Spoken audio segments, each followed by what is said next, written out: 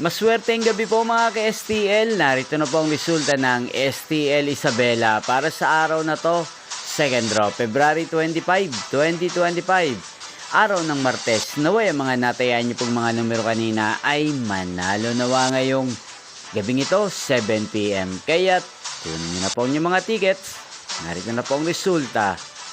Ang mga numerong nanalo sa STL Isabela ngayong gabing ito, February 25, 2025, 7 PM. Second draw result, 14 at 16 in exact order. Sa lahat po ng dumaya kanina sa STL Isabela para second draw ng 14 at 16, congrats po sa inyo.